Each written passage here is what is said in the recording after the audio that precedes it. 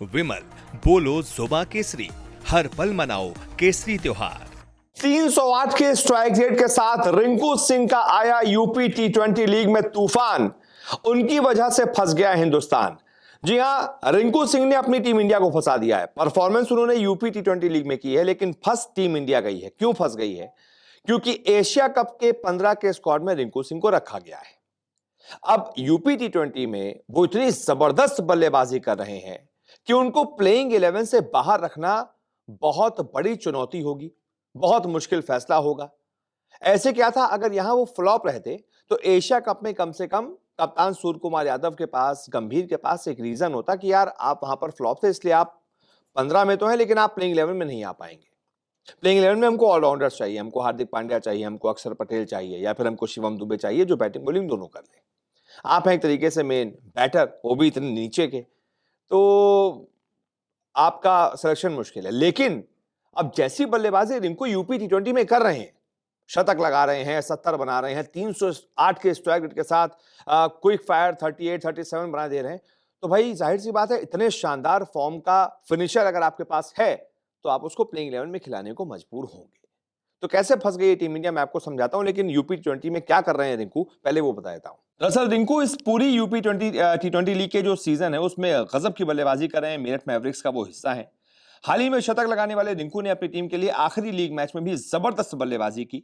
Run chase में चौथे number पर बल्लेबाजी करने उतरे थे। सिर्फ और सिर्फ 12 गेंदों पर 3 चौके और 3 छक्कों के साथ उन्होंने 37 रन नाबाद बना दिए। 308 का जबरदस्त स्ट्राइक रेट रहा। किसी भी बल्लेबाज ने 308 के स्ट्राइक रेट से बल्लेबाजी नहीं की थी।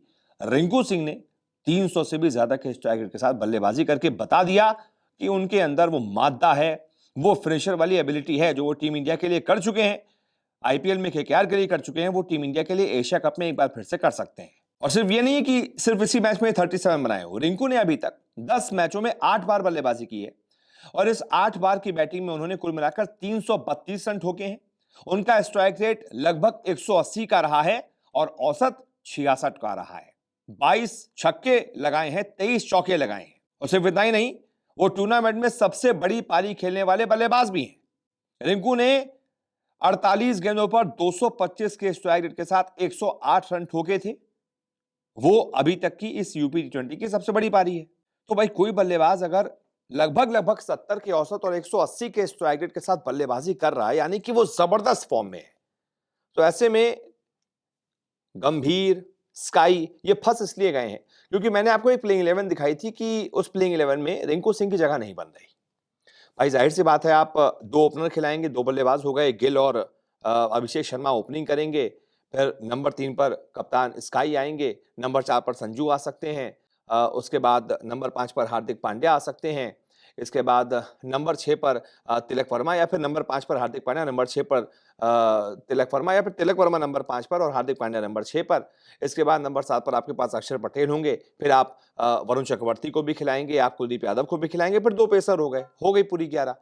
रिंकू सिंह की जगह इसलिए नहीं बन रही क्योंकि वो मेन बैटर है और इंडिया में जरूरत इस बात पे ज्यादा है कि भाई हमारे पास एक 2 ऐसे ऑलराउंडर्स हो, 3 कम से कम ऐसे ऑलराउंडर्स हो जो बैटिंग बॉलिंग दोनों कर ले। हालांकि रिंकू टी20 में 1-2 बार ओवर अच्छे कर चुके हैं और यूपी टी20 में भी गेंदबाजी कर रहे हैं, लेकिन वो वैसे प्रॉपर गेंदबाज है नहीं। हाथ घुमा लेते हैं, फेंक लेते हैं, ठीक है। लेफ्टी सामने आ गया तो फिर भी अच्छे गेंदबाज हैं। राइटी कोई पड़ गया तो वो इनको 4-5 छक्के भी मार सकता है। नॉर्मल गेंदबाज है, कोई बहुत ऐसे ही गेंदबाजी करते भी नहीं है, उसमें उनकी गलती भी नहीं है, वो एज अ बैटर ही खेलते हैं। तो इसलिए गंभीर को, स्काई को चाहिए एक ऐसा ऑप्शन जो यार मतलब बॉलिंग बैटिंग तो नहीं कर ले, एक अच्छा ऑलराउंडर हो। लेकिन रिंकू अगर इतनी अच्छी बल्लेबाजी कर रहे हैं, इतना अच्छे फॉर्म में है, तो यार इंडियन टीम में तो एज अ फिनिशर उनको देखा जाएगा। तो ऐसे में क्या होगा, हो सकता है तिलक वर्मा का पत्ता कट जाए, हार्दिक पांड्या को थोड़ा ऊपर भेज दिया जाए, रिंकू सिंह को 5-6 नंबर पर एज अ फिनिशर रखा जाए, या फिर हो सकता है एक स्पिनर किसी का पत्ता कट जाए। तो रिंकू ने इस तरीके से अपने आप को खिलाने के लिए, प्लेइंग 11 में लाने के लिए स्काई और गंभीर को मजबूर कर दिया है। इस तरीके से उन्होंने अपनी टीम को फंसा दिया है। परफॉर्मेंस यहां किया, फर्स्ट टीम इंडिया गई है। देखते हैं क्या फैसला लिया जाता है रिंकू को खिलाने पर। वैसे आपकी क्या राय है, खिलाना चाहिए उनको, प्लेइंग 11 में लाना चाहिए? जो भी आपकी राय हो कमेंट करके बताइए। इस वीडियो को देखने के लिए बहुत बहुत शुक्रिया।